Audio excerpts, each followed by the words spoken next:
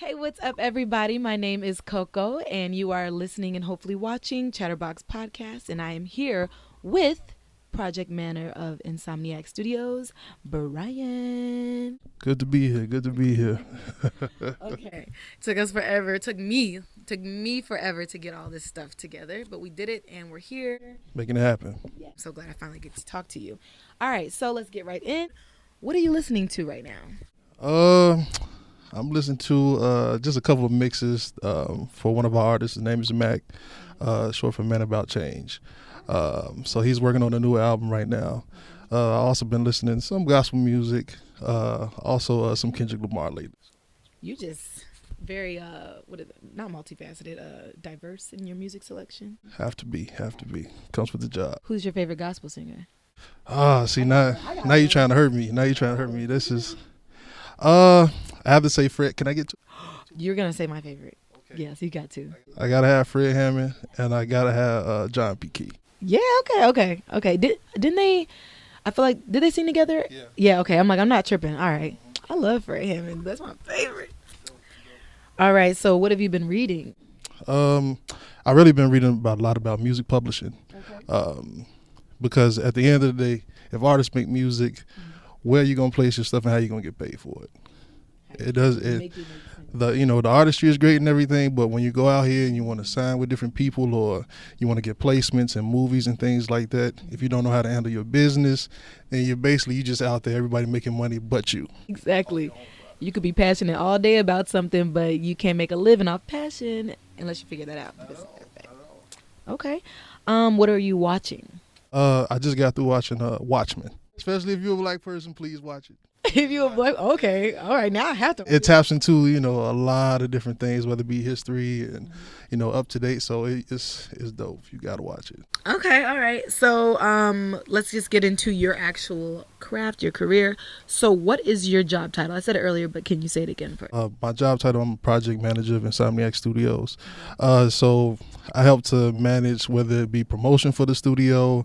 I also help artists to either write or I do some vocals with some of the artists. I help them to produce some of their stuff. So, yeah, kind of like a jack of all trades around here, but we make it work. So tell us how one gets into being a project manager for a studio. Like where did you even Well, from a few friends of mine, they do project management in other companies and things like that. And I've always kind of been doing it, but I didn't really know the name of it. Neither did I really necessarily, care to. I was just, I'm an artist by nature, so I just like to create. But I like to create with multiple people. Right. So when you're trying to actually work on a project and you're trying to bring all that together and you end up, putting the start and end date on things and when it's supposed to come out and all those different things, it's project management then. That's what it comes down to. Okay. I think I feel like people do things like that a lot. They're just moving in different lanes and they don't know what these lanes are called. They just know it needs to be done. Right. So that's good to know. Okay. So I was looking at your Instagram and you were talking about, I saw something about God Hour. What's that? Yeah. So the God Hour is the group that I'm a part of. Okay. So that's Mac, that's El Virtuoso, which is my sister, and Ox. That's he's another rapper, and our producer is Pro Kevin Jackson. He's a dope producer. If you need production, holla at him most definitely. So, I mean, he could do from trap to orchestral music to soul to R&B. He does some everything. So, yeah. So why the title The God Hour? Is it a gospel group or is that just what you call yourself? It's gospel and inspirational. Okay. So. I hate to put you in a box because I really don't like that, but just for the sake of the conversation. Pull from different elements. So we'll pull from rock music, we'll pull from soul music, we'll pull from, of course, gospel music, things like that. Because initially I was not big on gospel rap. I'm gonna lie, I was not. My mom turned around, she bought me a CD. I'm not gonna say the name because they might be better now. But I put it in and It wasn't dope. I'm just gonna put it like that. So I told her to put my knives back in and don't disrespect me like that no more. No, I'm just joking. But we pull from so many different places. And so the meaning of it is basically, we all go through things in life. And the gospel at the end of the day is just about telling your story. And, how does God fit into that? And spending time with God through not just your problems, but also through your triumphs. So That's what it is. I feel like people forget about spreading the word about the triumphs. They always want to talk about the sad things, which is very helpful if you tell the next person. But you gotta have like the light at the end of the tunnel. Yeah. You don't want to depress nobody out here. You don't want to depress nobody. You got to do it for both things. Okay, so I mean it. I was gonna say what made you choose, music as a profession, but I honestly don't feel like one like chooses music as a profession. I feel like it kind of chooses you. But when did you start, I guess, getting into music and making it a profession? Well, I was into music at a young age, but I never really took music seriously. You sing in the choir, things like that. But it's like, it's black folks. It's just what you do, right? You know what I'm saying? That's what you do. It comes with it. But I would say in college, I went to school for graphic design. That's what I got my bachelor's in. So it was like I started to, I had a procedure that was done. It was hard for me to sing anymore. So I got into chorale one day, just wanted to see what, vocal techniques that they had, see what I could possibly do. And I ended up singing classical music. I ended up doing an opera. And so, you start singing in, whether it be Spanish or you start singing in Italian. So Vivaldi and some stuff with Beethoven and all that stuff. And so I loved it. So that's what I almost second guessed my graphic design major, but it all put everything together. Okay. And then that's so cool because you're like classically trained, so that when you come into the studio and you work with the people who are doing like the rap or the soul or the hip hop, whatever it is, you're able to like bring that ear, which is, that's pretty cool. I mean, you know what I'm saying? It's not every day black people be doing opera and whatnot. It's a beautiful thing. Crazy in that field, there's so few of us, but they really do enjoy our voices because our voices are, a little bit different, heavier, fuller, things like that. But, that's no knock on anybody else. Of course, at the end of the day, I think more people should get into it because they actually pay stipends for people to go overseas and actually to sing. And sometimes they may do 2-3 shows a year. And they get paid a stipend that covers the whole year where they stay, room and board, and all this other stuff. Yeah, so if you want to, we're gonna drop a link. We're gonna drop a link at the bottom of this video, because we need to get all the money that's out there. You feel me? Wow, that's good to know. So have you traveled? Like, did you do any of that at all? No, I was still here in Chicago because, like I said, at the end of the day, it was something that I enjoyed, but I didn't really start my journey into really doing music for myself. Like, me and my sister would play around, like recording on acid, Sony acid, and stuff like that. But we didn't really take it seriously. We just wanted to, you get your emotions out, you go on, work your regular job. It's a hobby at that point. So then, when did it? When did it change though? At what point did that? Did it go from being a hobby? It changed when I got here to Insomniac Studios. Okay.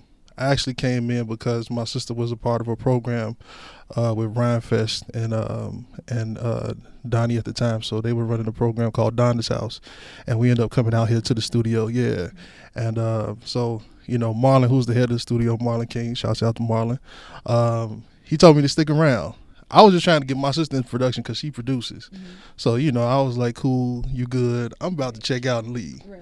Well, he was like, no, we would have certain conversations. And after that, I started paying attention to what he was doing, started learning some of the production and mixing and things like that. And it was a wrap after that. The rest is history.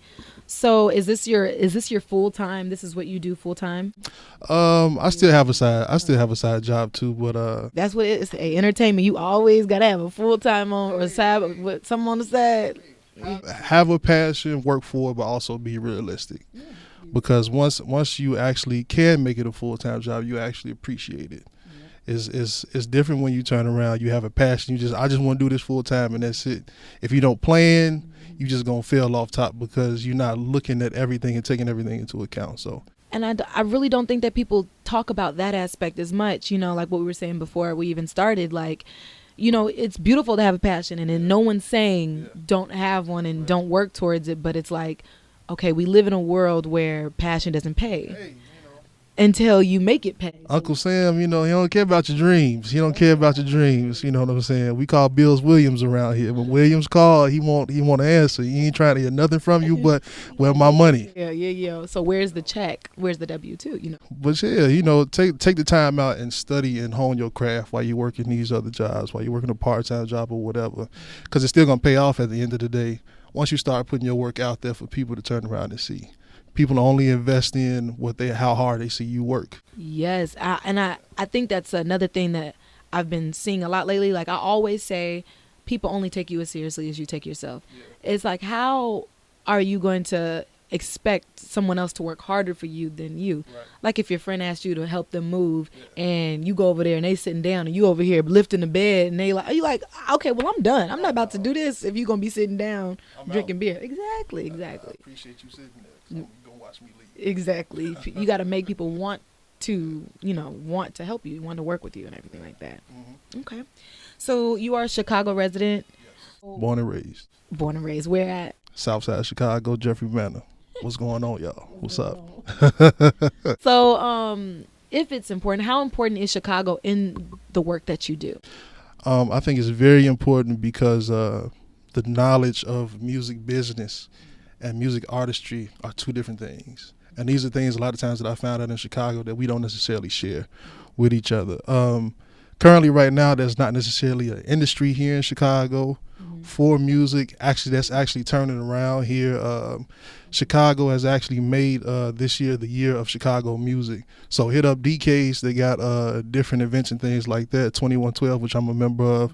They're turning some things around with getting lawyers and people like that together to be able to talk about these things. So it's very important because we want our artists to be knowledgeable at the end of the day and not have to feel like they have to go to New York or California just so they can turn around and make it big. You can do everything here, start a Midwest tour once you turn around, get things together here in Chicago and, have a vision about what you want to do. You don't have to go everywhere else because it's saturated already. Oversaturated. And I'm like, there's so much talent in Chicago. Like if we got all the talented, artists in Chicago together, we would be Chicago. Yeah. Like there's so many. And I think a lot of talent comes out of Chicago, but they always come out of Chicago and they dip. You know what I'm saying? They leave. And I'm like, I never really thought about the fact that there's not much of an industry for it here. The art comes from here, but then they go and they outsource and they go to other places. So that's awesome. So what advice, I guess, could you give to somebody who's starting in the music industry? Like, where do they go? Do they go to, you said 2112? I say, yeah, 2112. I say, hey, stop by the studio, book some time with us. We can most definitely sit down and talk to you about pointing you in the right direction with some things. 2112, they have a arts incubator, so they shoot movies out there. They also have lawyers in the entertainment industry, branding people, so to help you be able to garner the fan base that you need, music license and stuff like that. Be aware of BMI, ASCAP.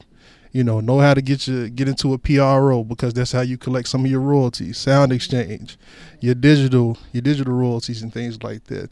Like, be a student of music at the end of the day, but be a student of the music business because it is a business. So just as much as you love the music, you have to like make yourself love the business. Yeah, your logo, trademarking, copywriting your music, things like that. So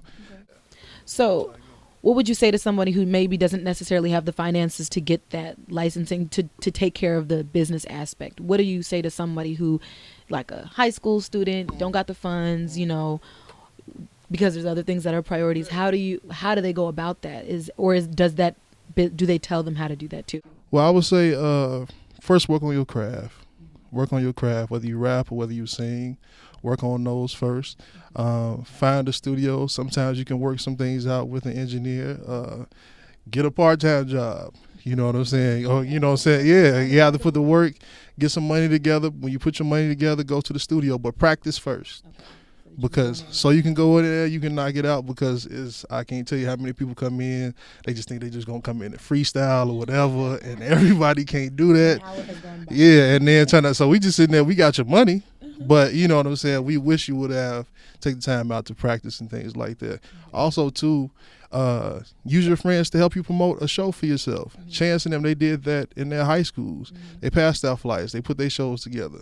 They charge $5, $10, things like that. So that actually helped to reinvest into you copywriting your music, into getting yourself into other different entities to license your music to other different places. Learn to finance yourself. Learn to finance yourself. Okay. So you're making some good points, and I'm like, you can take that aspect and put it in a lot of different areas too, because I mean, I don't do music, but with this, I'm learning as I go, and that's a good point. I need to learn how to get the business aspect so that I can start making this work for me, so that I can not have to have another full-time job that doesn't, have anything to do with this. It's hard out here. Okay, so what is your favorite, I guess, type of music to create, or what's better yet? Before I ask that question, what is your favorite way to create? Because you said you sing. Do you rap? I rap. Okay, you sing, you rap, and you produce, you engineer. So, like, what is your favorite way to create? What's your favorite outlet? I guess is the best way to put that.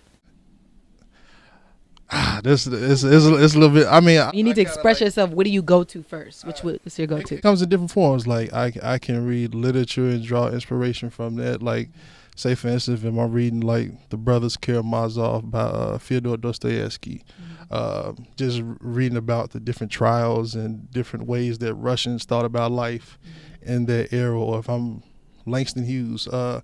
One instrument that really gives me a lot of inspiration is "In a Sentimental Mood" by Duke Ellington. That's my joint. And the key thing for me for music is emotion.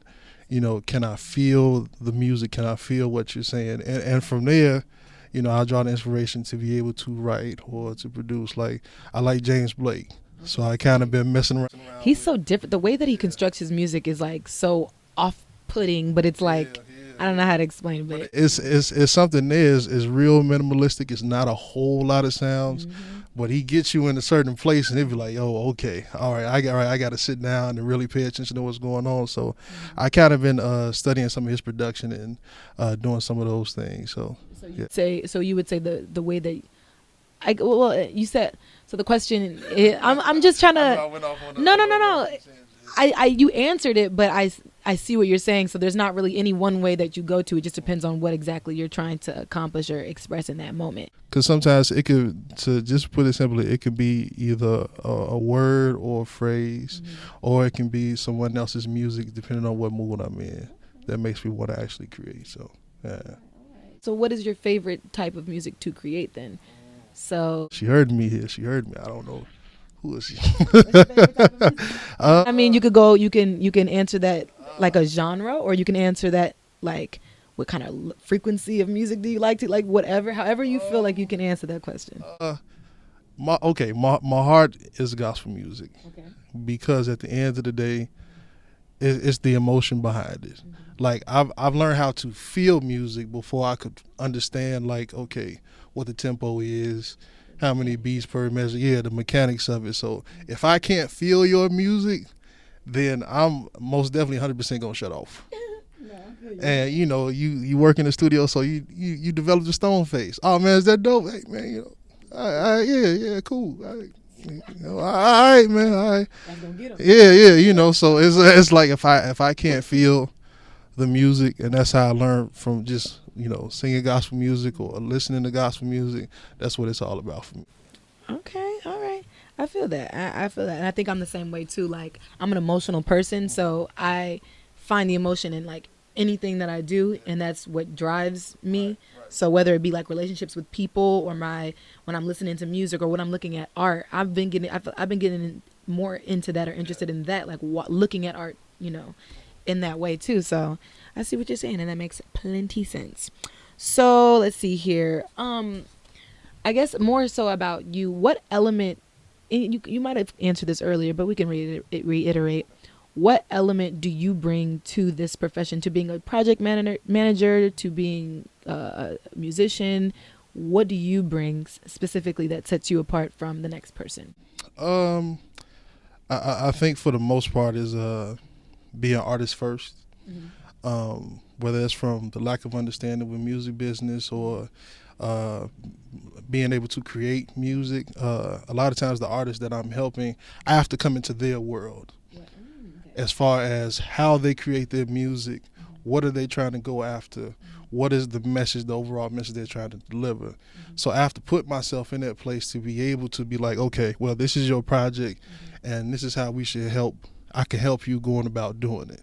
You know, sometimes some people approach from other different ways, but I'm like, if the music puts me in a certain place and I can actually gel with the artist and I can feel where they're actually going, then that helps me to help them figure out what they need to do, whether it's, you know, that's not the right production for the song that they're trying to convey, or whether they should say a lyric, you know, saying a little bit differently, and how to market it, because it's you have to know your audience at the end of the day, depending on the type of music that you're creating. You know, if you like gothic or something like that, you know, you're not gonna turn around, you know, try to give your music to people who just are happy every day. You know what I'm saying? All these different things. Like even gospel, they have a certain type of audience that they appeal to. You know, if you're somebody that likes bright church music, you know, you're gonna appeal to the church community. You know what I'm saying? If you like trap, you know what I'm saying, hip hop, there's a certain community that you want to appeal to get heard. So I think that's what helps me more than anything. I usually try to be an artist first. I like that, and I like the part that you said where you have to like go into their world, because it's like you want to create it as them. You don't want to create it as you, because that's their project, right? But you still want to have yourself in as an element somewhere in that. But you bringing that to the table, I think, makes each project a passion project and makes it more authentic, I guess is the best way to put it. And even when you said earlier how you work in PR and stuff like that, because it's you. I like everything that you're saying, because my mind is like moving so fast, so I'm trying to slow it down so that I can use my words. But yeah, you know, bringing that aspect, bringing the PR aspect and the marketing aspect, the musicianship and being an artist, bringing all of that into your craft really does create a good project for the person that you're working with. I don't know why I'm pointing back there like that's where the person is, but okay, so you bring that element, and you said, you know, like if you're not feeling the music or whatever, you shut down. And I think that a lot of producers or whoever, they detach themselves from the project. But if you can put yourself in it in that way, I think it kind of makes it.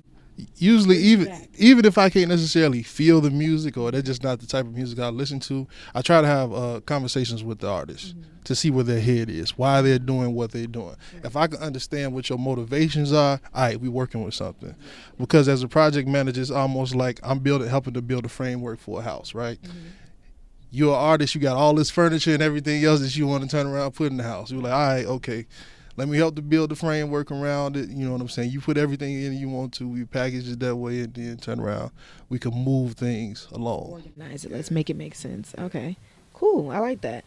So, what is your overall goal with your career? Like, where do you see yourself being? And I'm not going to give it an amount of years, but when do you see yourself being? And then also, like, what do you want to accomplish? I have to say personally, and it might sound a little lofty, but whatever. I want to be where Quincy Jones and Clarence Avant is.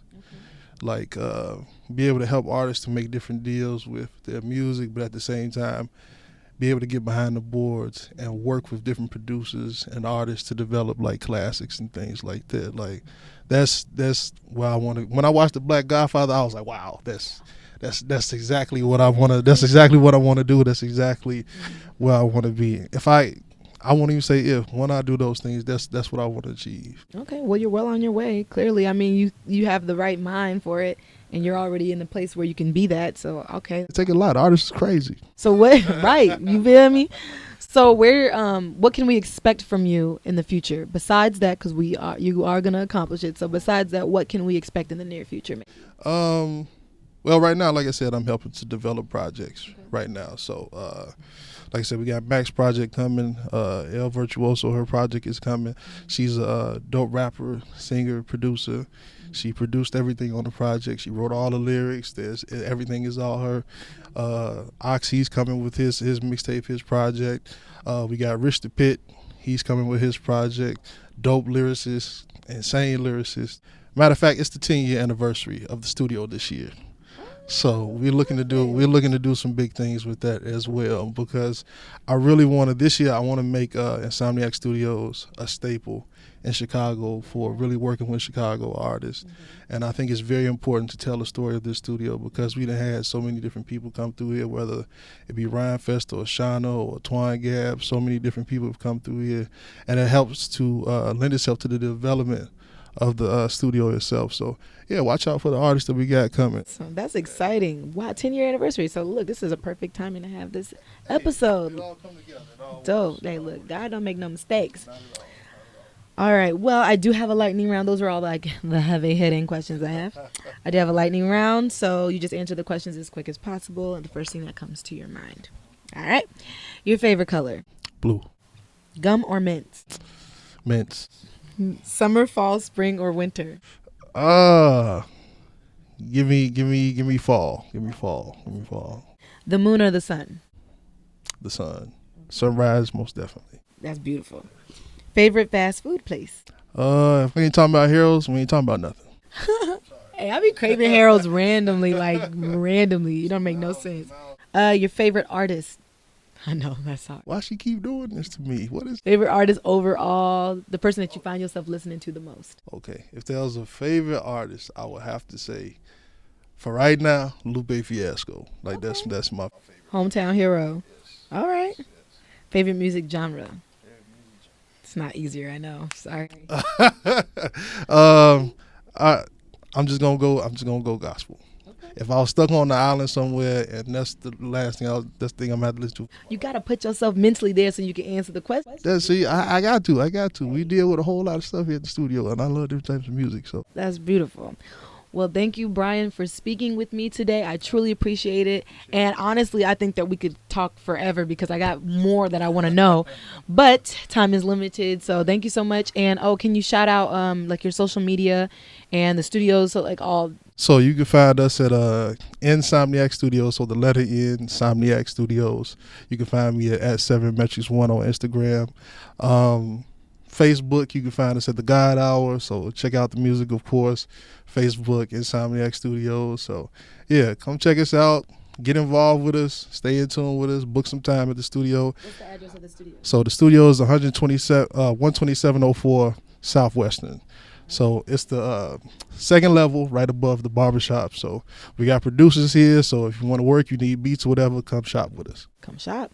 All right. Well, thank you so much, Brian. And again, my name is Coco, and you are listening and hopefully watching Chatterbox Podcast. Okay.